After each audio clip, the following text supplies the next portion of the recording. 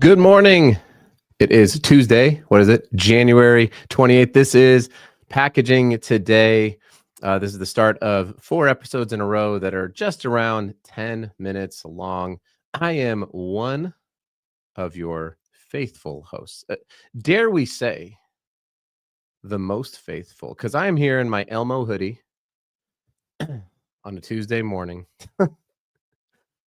Actually, Corey and Avelio, they're in Paris. They're Paris Packaging Week. If you're watching this and you are at Paris Packaging Week and you are not making your way to the stage where Corey and Avelio or stage is, they are either speaking together or separately. They're talking on a stage right now in Paris. And I'm here in my Elmo hoodie for you, the people.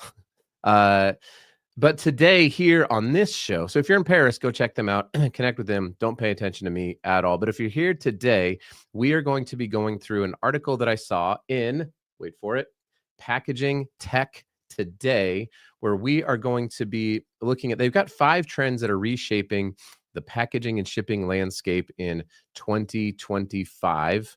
And so we are going to take a quick look at that. Some of these we've already covered, so I won't go into them too in depth. But let's get to this. Should I play? I have the old intro. Remember with the box set guy returns? I'm going to play that one and we'll be back right now. Live from Studio 3, this is Packaging Today with Avelio Matos, Adam Peake, and Corey Connors.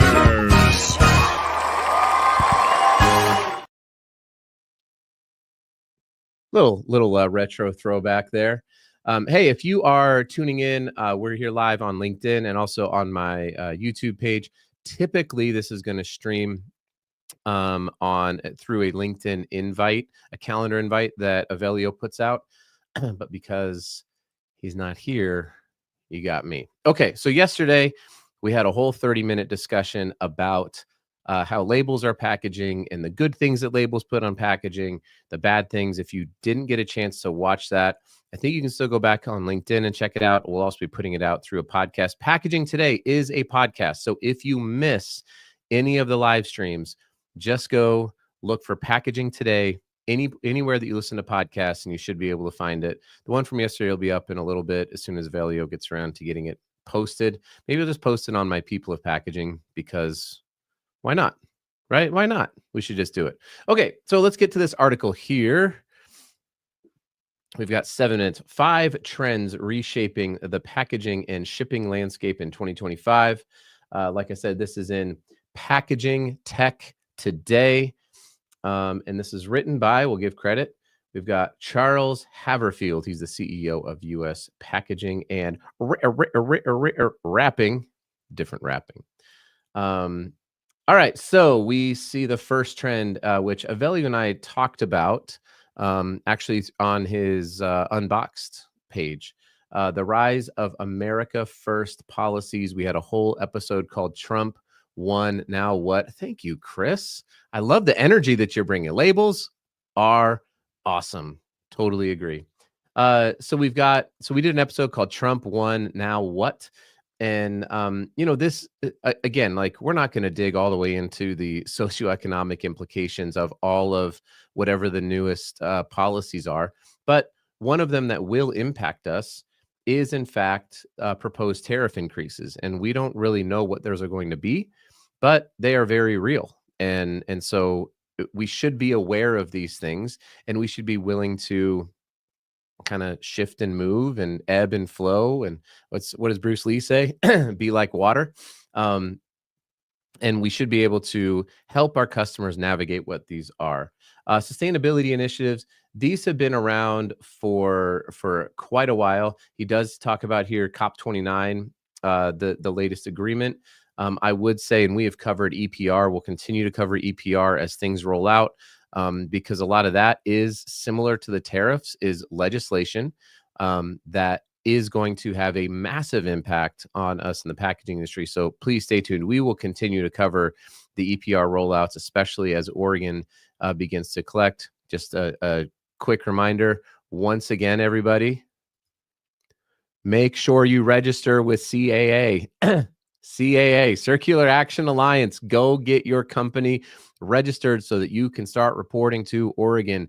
Those reports are due by March 31st, 2025. CE or AD or whatever you call it. Go register. Please do it. Okay. Let's get back to this. This is the one that I wanted to spend a little bit more of our time talking about. So if you want to jump in on a comment, that would be great. Let me do a quick zoom in here. Okay.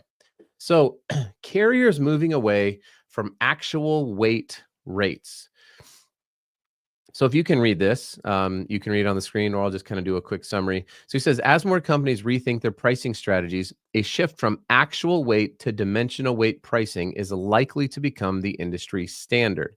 Instead of billing based solely on package weight, companies will consider the package size, rewarding smaller, more efficiently packed items and penalizing bulkier shipments that take up more space on trucks and planes.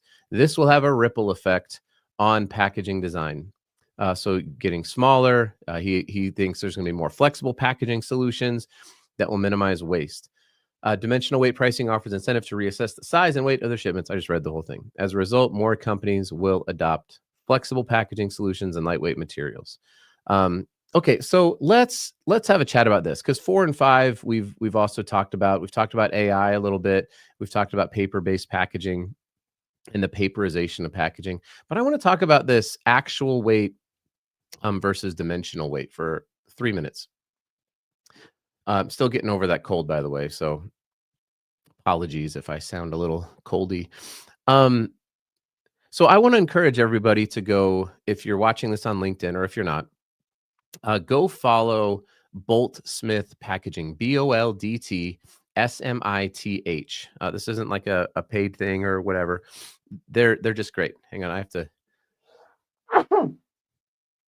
Wow. Apologies for that. That came out of nowhere. You ever have those sneezes that just like, I'm going to come get you. So go follow Bolt Smith, and Dustin Smith has been talking about this a lot already.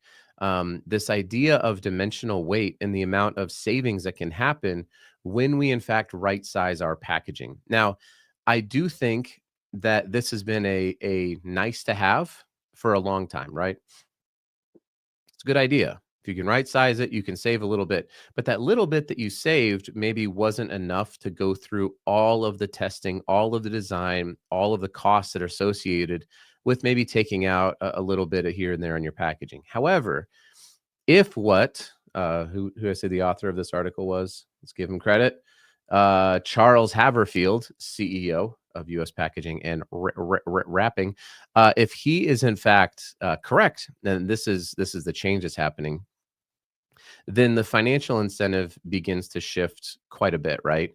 Towards a smaller, especially if it's a D2C, but even if you're shipping full pallet quantities and you're shipping LTL and you're shipping full truckloads, being able to fit more onto a pallet has always been a good idea.